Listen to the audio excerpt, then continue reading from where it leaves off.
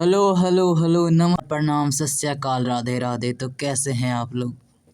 उम्मीद करते हैं कि आप लोग सभी सही होंगे और आप अपनी पढ़ाई अच्छी तरीके से कर रहे होंगे। तो आज आ गए हैं फिर से एक बार सेट नंबर 4 लेके। सेट 3 तक कर चुके हैं। जो भी बच्चे सेट 1 2 3 नहीं देखे हैं, बहुत इम्पोर्टेंट सब क्वेश्चन है, जाके सेट 1 2 3 देख लीजिए। उसके बाद सेट 4 भी देख लीजिएगा, ठीक है। कर लो सरकारी नौकरी मुट्ठी में। हमारा एक ही वादा है आप लोग से कि सिलेक्शन दिला कर रहेंगे। बस हम जिस प्रकार मेहनत कर रहे हैं, जितना भी क्लास ले रहे हैं, जितना आप लोग को पीडीएफ दे रहे हैं, जितना टेस्ट दे रहे हैं, सभी को अच्छे से ज्वाइन कीजिए, ठीक है। अच्छे से ज्वाइन कीजिए। उसके बाद आपका सिलेक्शन कोई नहीं रोक सकता। रिवीजन करते रहिए और टेस्ट देते रहिए। बढ़ते हैं आज का बेहतरीन सा क्लास सेट 4 लेके। हम लोग 90 क्वेश्चन कर चुके थे। 90 क्वेश्चन कर चुके थे हम लोग पिछले क्लास में, सेट 3 में, ठीक है। और आज का देखिए आज के क्लास का पहला क्वेश्चन। जिसको जो क्वेश्चन याद है वो आंसर कमेंट बॉक्स में देते चलिएगा, ठीक है। संविधान सभा का गठन किसके द्वारा किया गया था। संविधान सभा का जो गठन हुआ था हमारा, वो किसके द्वारा किया गया था। भारत सरकार अधिनियम 1935, कैबिनेट मिशन योजना, माउंटबेटन योजना या फिर क्रिप्स प्रस्ताव। तो संविधान सभा का गठन जो किया गया था, इसका जो आपका सही आंसर हो जाएगा वो हो जाएगा कैबिनेट मिशन। कैबिनेट मिशन के द्वारा किया गया था, यानी कि बोले तो बी नंबर, ठीक है। कितना बी नंबर हो जाएगा इसका सही आंसर। कैबिनेट मिशन योजना के तहत किया गया था। अगले क्वेश्चन की हम लोग बढ़ते हैं कि बिहार का वह जिला जहां गंगा और कोसी नदी दोनों मिलती है। बिहार का कौन ऐसा जिला है जहां पे गंगा माँ भी और कोसी दोनों मिलती है। पटना, मुजफ्फरपुर, भागलपुर या फिर कटिहार। 92। तो इसका जो आंसर हो जाएगा आपका, उसका हो जाएगा कटिहार। कटिहार एक ऐसा जिला है जहाँ पे गंगा नदी और कोसी नदी दोनों नदी का मिलन होता है, मिलती है दोनों नदी। ना तो आपका पटना होगा, ना ही आपका मुंगेर होगा, ना ही भागलपुर होगा। या क्या हो जाएगा, कटिहार हो जाएगा आपका डी नंबर। डी नंबर को लॉक कर दिया जाए। किसको लॉक करेंगे सर, डी नंबर को लॉक कर दिया जाए। अगले क्वेश्चन की ओर बढ़ जाएं, बढ़ जाइए सर। देखिए अगला क्वेश्चन क्या बोल रहा है। डिजिटल इंडिया योजना किस वर्ष शुरू की गई थी। डिजिटल योजना, देखिए क्वेश्चन पे थोड़ा गौर कीजिएगा। डिजिटल योजना की शुरुआत कब की गई थी। 2014, 2015, 2016, 2017। तो डिजिटल योजना का जो शुरुआत किया गया था आपका हो जाएगा 2015 ईस्वी को। डिजिटल योजना का शुरुआत 2015 ईस्वी को किया गया था, ठीक है। डिजिटल योजना का शुरुआत 2015 ईस्वी को किया गया था। उसके बाद देखिए अगले क्वेश्चन की हम लोग बढ़ते हैं। एक भारत श्रेष्ठ भारत योजना का मुख्य उद्देश्य क्या है। एक भारत श्रेष्ठ भारत योजना का मुख्य उद्देश्य क्या है। राज्य के बीच सांस्कृतिक एकता, नई शिक्षा नीति, औद्योगिक विकास, जनसंख्या नियंत्रण। एक भारत श्रेष्ठ भारत योजना का एक ही उद्देश्य है कि राज्य के बीच सांस्कृतिक एकता बनी रहे, यानी कि ए नंबर इसका सही आंसर हो जाएगा। ए नंबर क्या हो जाएगा, सही आंसर हो जाएगा। 95। बिहार के वर्तमान मुख्यमंत्री, देखिए इसको तो कौन नहीं जानते हैं, ये है हमारे पलटू चाचा। कौन है भैया, पलटू चाचा। पलटू चाचा वर्तमान का पूछ रहा है, ठीक है। ये कौन है, तेजस्वी यादव नहीं है। ये पलटू चाचा का नीतीश कुमार का दूसरा नाम पलटू चाचा। उसके बाद सुशील मोदी नहीं है, जीतन राम मांझी नहीं है। तो पलटू चाचा इसका सही आंसर हो जाएगा, ठीक है। आप कोई हंसीएगा नहीं, पलटू चाचा। वो पलटू चाचा है तो उसको क्या बोलेंगे। न्यायपालिका किस प्रकार का अंग है। देखिए न्यायपालिका का हर एक सेट में क्वेश्चन आपका न्यायपालिका का आ जा रहा है, और एक क्वेश्चन नहीं, डिफरेंट क्वेश्चन बदल के आ रहा है कि न्यायपालिका किस प्रकार का अंग है। विधायी है, कार्यपालिका है। देखिए पहले न्यायपालिका किस प्रकार का अंग है बताना है। विधायी है, कार्यपालिका है न्यायिक है या फिर प्रशासनिक है।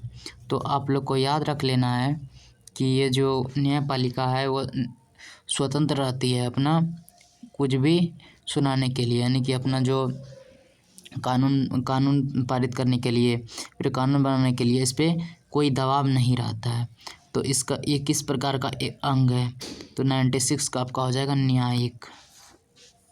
न्यायिक, ठीक है, न्यायिक। सी नंबर को याद कर लीजिएगा, सी नंबर इसका सही आंसर हो जाएगा। अगले क्वेश्चन के हम लोग बढ़ते हैं।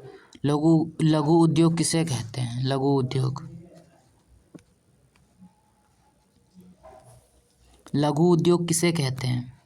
10 करोड़ से अधिक निवेश वाला उद्योग, 1 करोड़ से कम निवेश वाला उद्योग, 50 करोड़ से कम निवेश वाला उद्योग, या फिर केवल सरकारी उद्योग। तो लघु उद्योग जो कहते हैं उसका मतलब लघु उद्योग जैसे छोटा, लघु मतलब क्या? लघु मतलब छोटा उद्योग, ठीक है। 97 लघु उद्योग क्या हो जाएगा? 10 करोड़ से अधिक। देखिए ये 10 करोड़ से अधिक कैसे होगा? ख़त्म। उसके बाद देखिए 1 करोड़ से कम निवेश, उसके बाद फिर 50 करोड़ से कम निवेश वाला उद्योग एवं और क्या हो जाएगा? केवल सरकारी उद्योग। तो ये आपका SW में आंसर देना है। बिल्कुल ईजी क्वेश्चन है।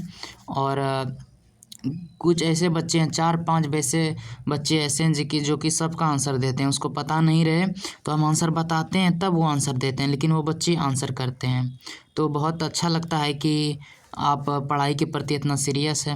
और कुछ बच्चे तो लगता है कि ऐसे मोबाइल रख दिए हैं और लग रहा है कि मूवी देख रहे हैं। एकदम पढ़ाई को थोड़ा पढ़ाई तरीके से किया कीजिए, एक शेड्यूल बना के पढ़िए, कुर्सी टेबल पर बैठ के पढ़िए। लेट के पढ़ाई नहीं किया जाता है। कितने बच्चे होंगे कि लेट के ऐसे लेटे हैं और ऐसे मोबाइल को ऐसे देख रहे हैं, इधर से हाथ में पकड़ के देख रहे हैं, अब बीच में नींद आ रहा है तो झुपनी मार रहे हैं। ऐसा नहीं करना है, ठीक है। इसी के कारण हम बीच बीच में आप लोग को SW देते हैं ताकि आप SW का आंसर दें। उसके बाद देखिए 98 भारत में संसद का कार्यकाल कितने वर्ष का होता है? संसद का कार्य, ये तो लगभग सभी को पता होगा कि एक संसद का कार्य कितना साल बाद होता है, और सभी आप लोग इसमें लगभग वोट भी करेंगे चुनाव में। तो संसद का कार्यकाल जो होता है वो आपका कितना हो जाए, कितना साल के बाद हम लोग एक संसद चुनने का मौका संविधान के अनुसार मिलता है? 98 का 5 साल। आप लोग बताइएगा कौन ऐसा जिसको 6 साल का मौका, 6 साल तक उसको मौका देते हैं? ठीक है, कौन ऐसा है? प्रधानमंत्री, राष्ट्रपति, उप मुख्यमंत्री, मुख्यमंत्री या कुछ भी है, उसको कौन ऐसा है जिसको 6 साल में हम मौका देते हैं? ठीक है, 5 साल इसका हो जाएगा, ऐसे इसका 5 साल हो जाएगा। उसके बाद देखिए विधानसभा का गठन कौन करता है? विधानसभा का गठन बताना है, क्वेश्चन पे गौर कीजिए। विधानसभा का गठन कौन करता है? राज्यपाल, राष्ट्रपति, निर्वाचन आयोग या फिर प्रधानमंत्री? तो विधानसभा का जो गठन करता है आपका, वो आपका हो जाएगा निर्वाचन आयोग। निर्वाचन आयोग, सी नंबर इसका सही आंसर हो जाएगा। सी नंबर क्या हो जाएगा? इसका सही आंसर हो जाएगा। विधानसभा का गठन कौन करेगा? निर्वाचन आयोग, सी नंबर। अगले क्वेश्चन के हम लोग बढ़ते हैं। PM-E-विद्या कार्यक्रम किससे संबंधित है? PM-E-विद्या कार्यक्रम का संबंध किससे है? ऑनलाइन शिक्षा, रोजगार योजना, कृषि सुधार या फिर स्वास्थ्य सेवाएं? तो PM-E-विद्या योजना का जो मुख्य उद्देश्य है वो आपका हो जाएगा क्या? ऑनलाइन शिक्षा को बढ़ावा देना। ऑनलाइन शिक्षा को बढ़ावा देने के लिए PM-E-विद्या कार्यक्रम लॉन्च किया गया है, ठीक है। 100 क्वेश्चन आप लोग का हो गया। और अब अगले क्वेश्चन के हम लोग पढ़ते हैं। देखिए भारत की जनगणना 2025 में कौन सी तकनीक का प्रयोग किया जाएंगे? देखिए इसमें करंट अफेयर का भी क्वेश्चन मिक्स करके हम लेते हैं, GK का जितना भी होता है उसका और करंट अफेयर का क्वेश्चन भी इसमें आप लोग का मिक्स करके ले रहे हैं। इस क्लास में आप लोग को समझ में आ ही रहा होगा, ठीक है। और रीजनिंग का सिलेबस आप लोग को बता दिए, और रीजनिंग सिलेबस जल्द हम लोग स्टार्ट करेंगे इसी चैनल पे, तो इस चैनल को जल्दी सब्सक्राइब कर लीजिएगा। रीजनिंग स्टार्ट होगा यहीं पे, और रीजनिंग को जीरो से एकदम हीरो बना देंगे। पहला चैप्टर उसमें कोडिंग नॉन कोडिंग लेंगे। 2025 भारत की जनगणना में कौन सी नई तकनीक का प्रयोग किया गया है? ड्रोन सर्वे, मोबाइल ऐप आधारित डेटा संग्रह, सैटेलाइट नेटवर्क या फिर पेपर सर्वे।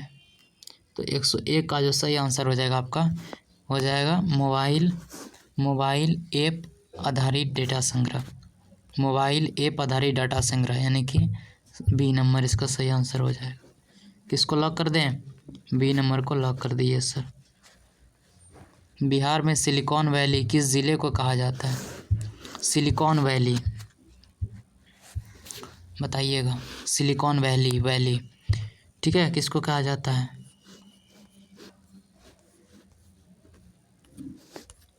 सिलिकॉन वैली बताइए। गया को, पटना को, नालंदा को या फिर दरभंगा को? क्या हो जाएगा? 102 पटना हो जाएगा। ठीक है, पटना को सिलिकॉन वैली कहा जाता है। बी नंबर, पटना को सिलिकॉन वैली कहा जाता है। अगले क्वेश्चन की हम लोग बढ़ते। कंप्यूटर का जनक, देखिए कंप्यूटर का जनक मतलब कंप्यूटर का खोज करने वाला कौन थे? इसका क्या हो जाएगा? Charles Babbage, Alan Turing, Bill Gates, Steve jobs. ये सब तो ये नहीं सकता है, बिल गेट्स तो अभी ये सब है, ये तीनों तो फिलहाल सबका है। तो इसका 103 का क्या हो जाएगा? Charles Babbage. ठीक है, चार्ल्स बाबेज ये नंबर। कंप्यूटर का जनक इसको कहा जाता है चार्ल्स बाबेज। ए नंबर इसका सही आंसर हो जाएगा। देखिए कंप्यूटर मेमोरी को किस इकाई में मापा जाता है? देखिए कंप्यूटर का जो मेमोरी है, जैसे कि हम लोग पहले जैसे ये स्मार्टफोन नहीं था तो चिप्स आता था, अभी भी चिप्स बहुत के मोबाइल में लगा होगा। ठीक है, चिप्स आता था इतना बड़ा, और वो छोटा वाला मोबाइल में उसमें गाना भरा के, फिल्म भरा के उसमें सब कोई सुनता था। बिहार, झारखंड, यूपी वाले बच्चे तो जानते होंगे। और कितने घर में ये छोटा मोबाइल होगा अभी जिसमें चिप्स लगाता है। ठीक है, वो बोलता है कि 1 GB का चिप्स है, 2 GB का चिप्स है, 8 GB का चिप्स है, 4 GB का चिप्स है। इस तरीके का जो मापते हैं ना ये GB, वही बोल रहा है कंप्यूटर का मेमोरी उसी प्रकार मापना है। कंप्यूटर मेमोरी को किस इकाई में मापा जाता है? बीट या फिर बाइट में, वाट में, वोल्ट में, किलोमीटर में? तो बताइएगा 104 का। तो आप लोग को यहाँ पे बहुत इजी है। देखिए वाट कितना को, पावर को वाट में मापते हैं, पावर को। ठीक है, अब ये पावर नहीं कि आपके बॉडी में कितना पावर है, वो नहीं पावर वाला, ये वो क्या हो जाएगा? पावर एक अलग होता है। तो एक वोल्ट का वोल्ट जो होता है उसको मापते हैं। किलोमीटर तो दूरी को मापते हैं। तो लास्ट हमारा क्या बच गया? लास्ट ऑप्शन बीट और बाइट, यानी कि ए नंबर को लॉक कर दें। लॉक कर दीजिए सर, ए नंबर को लॉक कर देते हैं। अगले क्वेश्चन की हम लोग बढ़ते हैं। प्रधानमंत्री जन धन योजना का उद्देश्य क्या है? प्रधानमंत्री जन धन योजना क्या हो जाएगा?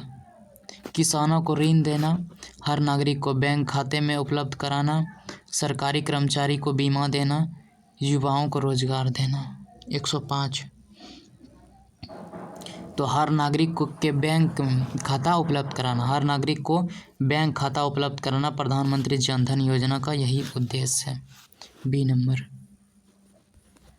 नंबर यही है। ठीक है, हर नागरिक को बैंक खाते उपलब्ध कराना। अगले क्वेश्चन के हम लोग बढ़ते हैं। 6 नंबर, स्मार्ट गांव योजना क्या है? स्मार्ट गांव योजना क्या है? ग्रामीण इलाकों को डिजिटलीकरण। ठीक है, उसके बाद नए स्कूल खोलना, किसानों को मुफ्त बिजली देना या फिर सड़कों का निर्माण कराना। ठीक है, स्मार्ट गांव योजना का जो मुख्य उद्देश्य हमारा था कि ग्रामीण जो इलाका है उसको डिजिटल बनाना। ठीक है, वहाँ पे जितना भी जो कुछ नहीं पहुँचा है उसको मुहैया करवाना। ये क्या हो जाएगा? ग्रामीण इलाकों का डिजिटलीकरण कराना। ठीक है, डिजिटलीकरण कराना। उसके बाद कुछ ऐसा वर्ड होता है जो कि कभी कभी प्रोनाउंसिएशन करने में ना गलती हो जाता है, वो सबसे होता होगा कुछ ऐसा। कितना भी पढ़े लिखे विद्वान है ना, कभी कभी उसके सामने कुछ ऐसा सेंटेंस आ जाता है कि उसको प्रोनाउंसिएशन करने में ना उसको गलती हो जाता है। उसके बाद देखिए, पंचायती राज का संवैधानिक दर्जा कब मिला? पंचायती राज को संवैधानिक दर्जा कब मिला था? पंचायती राज को संवैधानिक दर्जा कब मिला था? 1950, 1976, 1992, 2000 ईस्वी को। तो 107 का जो आपका सही आंसर हो जाएगा ना, वो आपका हो जाएगा सी नंबर। 1992 को मिला था। कितना हो जाएगा सर? 1992। पंचायती राज का संवैधानिक दर्जा 107 नंबर, सी यानी कि 192। अगले क्वेश्चन की हम लोग बढ़ते हैं। स्टार्टअप इंडिया का लक्ष्य क्या है? स्टार्टअप इंडिया का लक्ष्य बताना आप लोग को क्या हो जाएगा?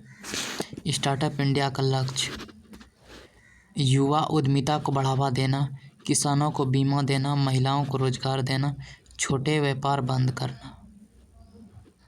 स्टार्टअप इंडिया का लक्ष्य क्या है? युवा उद्यमिता को बढ़ावा देना, किसानों को बीमा देना, महिलाओं को रोजगार देना, छोटे व्यापार को बंद करना। 108 का जो आपका सही आंसर हो जाएगा, आपका हो जाएगा युवा उद्यमिता को बढ़ावा देना। युवा उद्यमिता को बढ़ावा देना, ए नंबर आपका सही आंसर हो जाएगा। ठीक है, ए नंबर क्या आ जाएगा? सही आंसर आपका हो जाएगा। अगले क्वेश्चन की हम लोग बढ़ जाते हैं 109 नंबर की ओर। बिहार के किस ज़िले में बोधगया स्थित है? बहुत हलवा क्वेश्चन है भैया। बोधगया नाम में ही तो आपका लिखा है बोधगया। 109 बोधगया तो गया में ना होगा। ठीक है, बोधगया तो कहाँ हो जाएगा? गया में। पटना में नहीं है, राजगीर में नहीं है, नालंदा नहीं है। तो 109 का आपका जो सही आंसर हो जाएगा ए नंबर हो जाएगा। अगले क्वेश्चन की ओर बढ़ते हैं। राष्ट्रीय एकता दिवस किस नेता के जयंती पर मनाया जाता है? देखिए, हम इसी सेशन में मतलब सेट 1 या 2 में करवाए थे कि एकता दिवस कब मनाया जाता है। करवाए थे या नहीं करवाए थे? जो बच्चे देखे होंगे सेट 1, 2 वो तो ज़रूर बताएं कि बताए थे। तो उसका जो ये दिवस मनाया जाता है उस सेट में बताए थे कितना तारीख को मनाया जाता है, कितना तारीख को मनाया जाता है ये राष्ट्रीय एकता दिवस। और आज बता रहे हैं कौन ऐसा महापुरुष है जिसके लिए हम लोग एकता दिवस मनाते हैं। तो 110 का आपका हो जाएगा सरदार वल्लभ भाई पटेल। 31 अक्टूबर को याद रख लीजिएगा जिसको याद नहीं है। 31 अक्टूबर को एकता दिवस मनाते हैं हम लोग। सरदार वल्लभ भाई पटेल वहाँ जो थे उसी के जन्म दिवस पर। ठीक है, याद हो गया। सीक्वेंस वाइज में क्वेश्चन करवाते हैं, तो आप लोग से भी यही है कि चैनल को सब्सक्राइब कीजिए और सपोर्ट कीजिए। ठीक है, और एक इम्पॉर्टेंट है कि आप लोग टेस्ट दीजिए सभी बच्चे लोग। जो भी प्रॉब्लम है आप पर्सनली मैसेज करके बोल सकते हैं, हम कुछ जो है डिस्काउंट दिला सकते हैं। अब इतना कम रुपया में सोचिए 2 टाइम टेस्ट ले रहे हैं। इंग्लिश हिंदी में टाइप करना होता है क्वेश्चन, बहुत डिफ़िकल्टी होता है दोनों लैंग्वेज में करना, खास करके हिंदी में। तो ना मात्र के फीस में आपका लग रहा है तो आप 200 रुपया 300 रुपया क्या बचाने के चक्कर में लगे हैं। फिर एग्ज़ाम के बाद फिर एग्ज़ाम हो जाएगा तो फिर वही एग्ज़ाम में जब क्वेश्चन छूटेगा ना कि सर हम क्वेश्चन छोड़ के आ गए हैं, तो उसमें सबसे बड़ा जिम्मेदारी आपका होगा। इसमें टीचर जिम्मेदारी नहीं होगा, इसमें आप जिम्मेदार होंगे। अब बोलिएगा सर कैसे आप हमको जिम्मेदारी बता रहे हैं? कि हम टेस्ट किस लिए ले रहे हैं आप लोग का, वो कि टाइम वाइज। ये नहीं कि 30 मिनट में आपको 30 क्वेश्चन करना है, नहीं, हम आपको देंगे टाइम वाइज लेंगे। इसमें आपका डिसिप्लिन बना रहता है। डिसिप्लिन के साथ साथ आप क्वेश्चन को अटैम्प्ट करने का आपका दिमाग में ये बैठ जाएगा कि हमको 30 सेकेंड में क्वेश्चन अटैम्प्ट करना है। अगर ये दिमाग में बैठ जाएगा, बहुत जैसे कि हम परीक्षा लिए थे। ठीक है, इसके बाद हम बात करते हैं 111 बता के कि नीति आयोग का पूरा नाम बताना है। National institution for transforming India होगा, या फिर national institute for technical innovation होगा, national institute for training India होगा, फिर नेशनल इंडस्ट्रियल टास्क इंस्टीट्यूट होगा। तो 111 का आपका सही आंसर हो जाएगा national institution for transforming India, यानी कि ए नंबर इसका सही आंसर हो जाएगा, ए नंबर। ठीक है, ए नंबर। ए नंबर इसका सही आंसर हो जाएगा। तो हम क्या बात कर रहे थे 112 का। देखिए सिंपल क्वेश्चन है कि बिहार की कुल विधानसभा सीट कितनी है, यानी कि अभी जो चुनाव होगा तो आप लोग को पता है 243 पर अभी चुनाव जो 6 तारीख को होने वाला है और 11 या 12 तारीख को होने वाला है। तो इसमें कितना विधायक खड़ा होंगे, मतलब खड़ा हुए होंगे, तो उसमें वो 243 ठीक है, याद रखना 243। उसके बाद देखिए right to information act RTI कब लागू हुआ था। RTI तो हम बता दिए थे, 2 दिन हम लिए, 2 दिन हम टेस्ट लिए 50-50 का, जिसमें हम जीके का भी दिए, GS भी दिए, रीजनिंग भी दिए और मैथ भी दिए, टेक्निकल और नॉन टेक्निकल पूरा दिए। उसमें आप लोग का बच्चे का परफॉर्मेंस देखें, एक बच्चे ऐसे हैं जो कि दोनों दिन 48 नंबर लाए हैं, ठीक है, 47 लाएँ, 44 लाएँ, 40, मतलब बोलिए ना कि बहुत अच्छा तैयारी आप लोग का चल रहा है। तो ये जो 48 जो बच्चे ला रहे हैं, 48, 47, 43, 44, ये सब कोई ये नहीं है, ये लोग डेली टेस्ट देते हैं और डेली टेस्ट देने के बाद इसके माइंड में बैठ गया है कि हमको इतना नंबर में हमको करना है, 30 सेकंड में हमको क्वेश्चन को अटैम्प्ट करना है। उसके माइंड में बैठ जाएगा। जब एग्ज़ाम में आप बैठिएगा तो आपको याद आएगा कि हमको इतना देर में हमको क्वेश्चन अटेम्प्ट करना है, ठीक है। अगर डायरेक्ट आप एक भी टेस्ट नहीं दीजिएगा और डायरेक्ट आपके सामने क्वेश्चन दे दिया जाएगा तो आप नहीं कर पाइएगा, आपका 5-10 क्वेश्चन छूट जाएगा और कंपटीशन में आपका 5-10 क्वेश्चन अगर छूटा तो आप सिलेक्शन से आप हाथ धो बैठिएगा। इसी कारण बार बार बोल रहे हैं टेस्ट सीरीज ज्वाइन कीजिए, टेस्ट सीरीज ज्वाइन कीजिए। राइट टू इन्फॉर्मेशन RTI कब लागू हुआ, 2002, 2003, 2005, 2007। तो 113 का आपका सही जो आंसर हो जाएगा 2005। कुछ को हमारा बात बुरा भी लग रहा होगा तो उसके लिए सॉरी, लेकिन हम जो सच बात है ना वही बोलेंगे और बोलने से हम पीछे नहीं हटेंगे। राज्यपाल बताना है आप लोग को, बिहार का राज्यपाल 114 का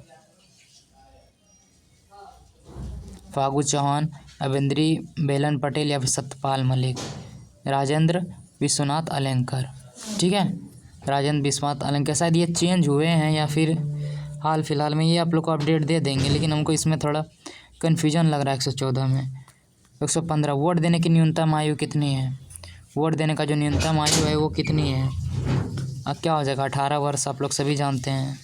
अगले क्वेश्चन की ओर, मिशन इंद्रधनुष योजना किससे संबंधित है।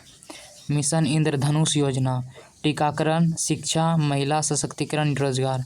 मैम ये क्वेश्चन आप लोग को शायद बताई होगी 116, ये टीकाकरण से संबंधित है ये नंबर, ठीक है, टीकाकरण से संबंधित है यह मिशन इंद्रधनुष। भारत का सर्वोच्च न्यायालय कहाँ स्थित है, भारत का सर्वोच्च न्यायालय बताना है कहाँ स्थित है। मुंबई, दिल्ली, चेन्नई, कलकत्ता। तो सर्वोच्च न्यायालय जो हमारा है वो आपका कहाँ है, दिल्ली में। सभी लोग जानते हैं कि दिल्ली में बी नंबर, दिल्ली में सर्वोच्च न्यायालय दिल्ली में। उसके बाद देखिए फूड कॉरपोरेशन ऑफ इंडिया की स्थापना कब हुई थी। Food corporation of India, food corporation of India की स्थापना 1955, 1965, 1975, 1980। 118 का क्या हो जाएगा 1965, बी नंबर, 1965 बी नंबर, ठीक है, बी नंबर इसका सही आंसर हो जाएगा। राष्ट्रीय ध्वज में कितनी तिलियाँ होती है, आप लोग से क्वेश्चन पूछे थे तो आप लोग को ये फाइनली बहुत बच्चे ने इसका आंसर दिए हैं। 20 होगा, 22 होगा, 24 होगा, 26 होगा। तो राष्ट्रीय ध्वज में जो तिलियाँ होती है वो इसका क्या हो जाएगा 24 तिली होती है, ठीक है, 24। भारत में कुल कितने उच्च न्यायालय है 2025 तक बताना आप लोग को। यहाँ देखिए लिखा है कि कितना उच्च न्यायालय है, भारत में कुल कितने उच्च न्यायालय है, 24, 25, 26 या फिर 28। तो 120 का आपका जो हो जाएगा 2025 तक में 25 न्यायालय है। देखिए यहाँ से ट्रिक भी आप लोग याद भी रख सकते हैं कि 2025 तक पूछा है ना यहाँ पे, और 25 ही न्यायालय है अभी तक, उच्च न्यायालय 25 ही है। उच्च न्यायालय कितना है 25 ही है। तो ये आपका सेट फोर आपका यहाँ तक क्या हो गया, सेट फोर हम लोग करा दिए, 120 क्वेश्चन तक कर लिए। और ठीक है, धीरे धीरे अब रीजनिंग भी स्टार्ट कर रहे हैं। तो ये सेट फोर आपका था, जो सेट 1 2 3 नहीं देखें वो जाके देख लीजिए, उसके बाद सेट फोर भी देख लीजिएगा। और ये क्लास कैसा लगा आप लोग कमेंट बॉक्स में ज़रूर बताइएगा। तब तक के लिए हंसते रहिए, मुस्कुराते रहिए, पढ़ते रहिए, इसी तरीके से आगे बढ़ते रहिए। मिलते हैं नेक्स्ट सेशन में, तब तक के लिए जय हिंद, जय भारत।